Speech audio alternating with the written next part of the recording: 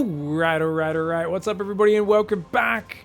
After a long await, we have finally got the new patch here. It's just dropped, and I've immediately hopped on, seen what pros are online. We've got HeroMarine in the top right, and I've said, HeroMarine, want to win some dollars? Come play a show match. I want to see what it looks like with the new patch.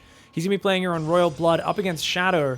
You guys might not be familiar with Shadow. Shadow is an up-and-coming player. I believe they're from France.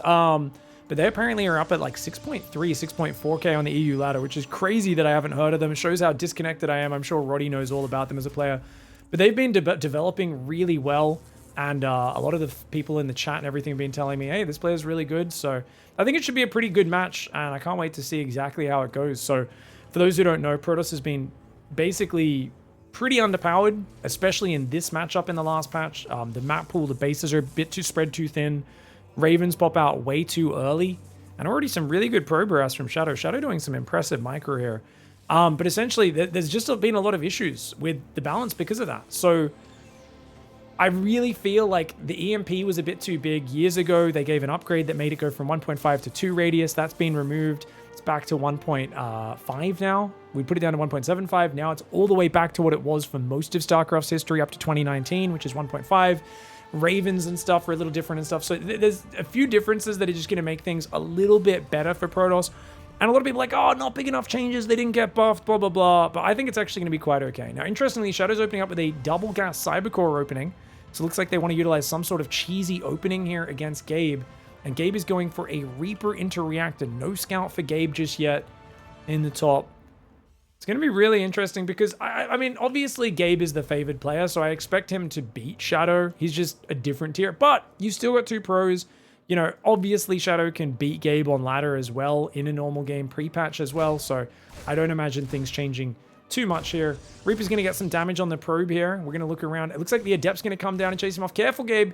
Gotta be careful. The Adept is getting down there. And the Reaper gonna circle around. Can he get that probe? Oh, the probe's being pulled. Pretty good micro by Shadow there to hold him off. And that probe's still hiding in the top. So his double gas into Nexus. This is kind of like a hero style build. And then you can use that proxy, but you're kind of doing a half and half build. Robo goes down, actually. This might be the Observer into Storm build that's been really cool lately, but dude, Gabe's actually microing like a beast. He's getting so much disruption and distraction going, and he's looking fantastic so far, but the Adept will push him back. Starport's on the way behind this, a Hellion as well. We've got a couple of Marines coming on out of... Oh, sorry, Reaper's coming out of that barracks. So he's going to go for a Reaper Hellion pressure. Is Gabe? Just 3 Reaper, 2 Hellion. That's a pretty big commitment, boys. Ladies and gentlemen. Pylon goes up in the top left. What do we got to defend? Only 1 Adept and 1 Stalker. But I do feel like those units with the right micro could do this. We'll see if they can defend the Hellion Reaper here.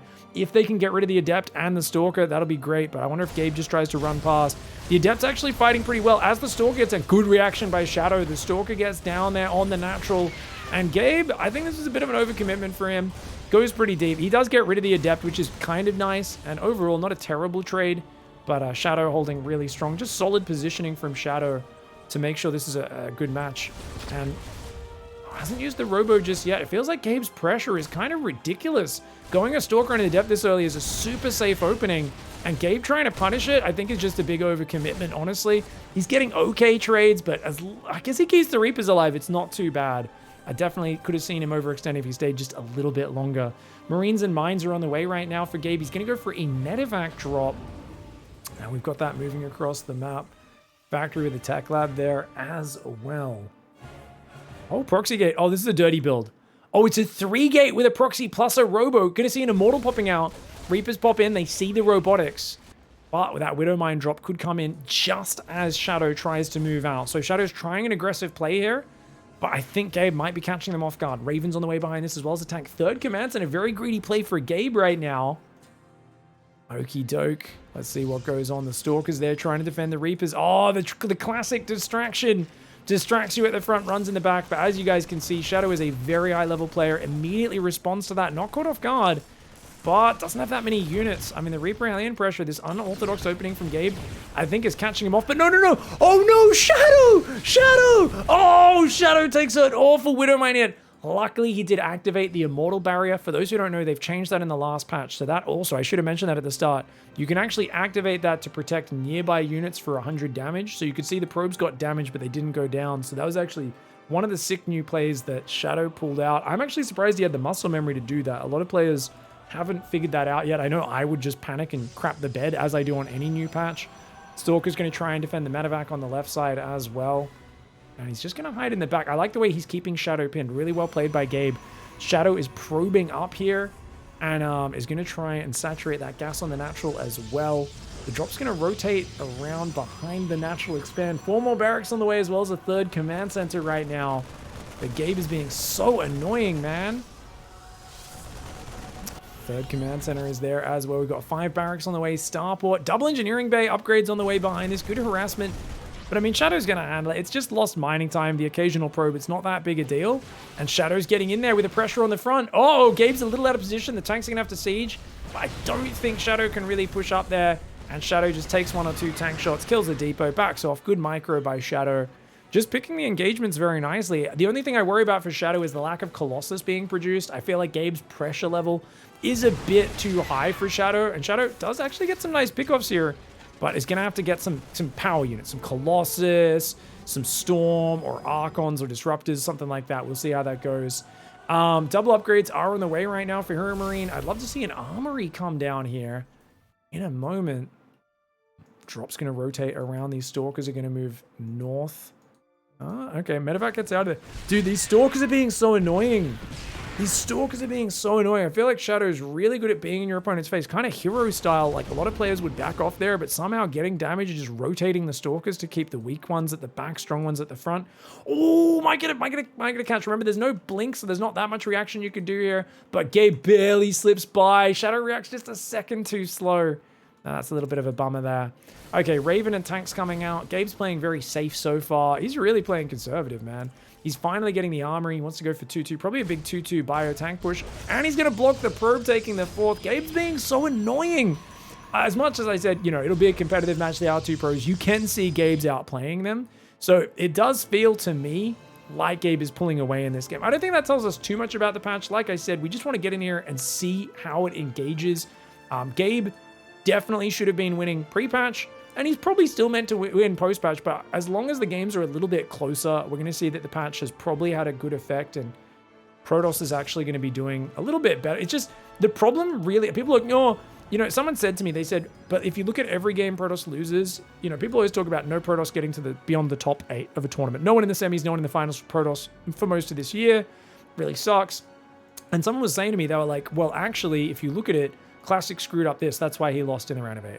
Hero screwed up this, that's why he lost in the round of 8. MaxBax screwed up this in this online tournament, that's why he lost. And the thing is, I say, yes, that's true, but you can't argue with statistics. Why are Protoss screwing up so much? I think it is just like in the previous patch, there's just the maps, the Ravens, the EMP, there was too many things that they had more opportunities to screw up. That's why it's happening so consistently. Good ambush by Gabe. The interference matrix is trying to pull back Shadow with a snap, a recall, but that does leave the Colossus and the Immortal out in the open. And that's a great ambush by Gabe. That was an absolutely fantastic fight. Crushes that Colossus like it's made out of bloody paper. Just goes down so quickly to the bio. And 4th command center is on the way as well. 2-2 is upgrading. We've got Ghost coming in. Marines and Marauders coming out. Gabe is too far ahead. I think he's just overwhelmed. I think Shadow, you know, is up and coming as a player, but hasn't really been casted too many show matches like this. It just felt like trying a bit of a different opening, trying to get used to the new abilities and things like that, and is still struggling to get their feet underneath them. This supply advantage is probably a bit too big. Lots of Stalkers out. I mean, if Charge 1-1 and a second Colossus comes out, I think Shadow could be good. But Shadow needs to make a very experienced decision to... Oh, no, I was going to say to give up that base, but hold that thought. Gabe tricks him. Sieges at the front. Quickly unsieges and runs away. Baits him to the front. Pops inside the base. Oh, the Colossus! It's not going to pop out. Just barely stopped at 99%. And, dude, these units are in trouble. This is so problem. Because Shadow's just going to trickle in, and it's over, man. I think Gabe's just too good. Gabe's too good. I'll have to get, I think, a match between two players who are a little more evenly matched, because I think even with some nice little changes, you know, the Widowmine shot not being as brutal, I mean, it's kind of an odd situation having the Immortal to block the Widowmine splash, but despite that keeping Shadow alive in the early game, Shadow really is limping along. I think Gabe's just too out of control. Too much going on. Now, we didn't really see the massive change in the EMP there. The Raven, I think, had to stay on the starport for a bit longer to get that Raven out, since the change did come through. But it's interesting to see that it's just still, if you're a really fantastic Terran who outplays your opponent, you'll still beat them. So the Terrans who are worried about this patch, I think this is encouraging. For the Protoss players, I would say, don't worry, wait until we get a slightly more even match between like Hero and HeroMarine or something like that. Look at this interference matrix. It's still a very good ability, even though you have to invest more to get that Raven out. But it's just the numbers advantage is too big. I mean, you can't overwhelm this numbers advantage. That's just ridiculous. There's no way, right? So Shadow trying to rebuild the third, trying to run around. I like that Shadow is staying in and fighting it out. That's a really good habit to have as a player. But look at Gabe's maneuverability. Picks up, leaves, jumps in the front again. You can just see that Gabe is such a solid player. Shadow, very well mannered. Good up-and-coming French player there. And they do type well played. 300%, not enough for drops. I don't know what that was referring to. Is that, I think there's a new energy drink in France called 300%. Either way, that was kind of awesome, guys. So good to see Shadow there playing a solid game, having some good sportsmanship, and GG at the end. HeroMarine takes it.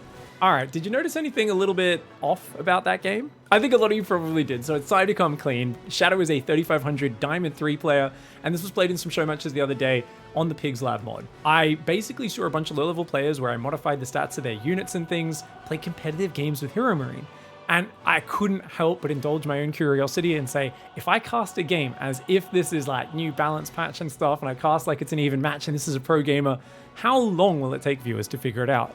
So please help me out, post in the comments at what point in the game, which interaction tipped you off and made you realize that this was not a proper normal game. And that a few balance patches wouldn't really make those units survive that long. The new patch did actually just go live as I've recorded this, so don't worry, we'll have a new video about the patch and the new balance and everything like that, as well as the new maps coming out tomorrow. Thanks for watching, everyone. See you then. Goodbye and good night.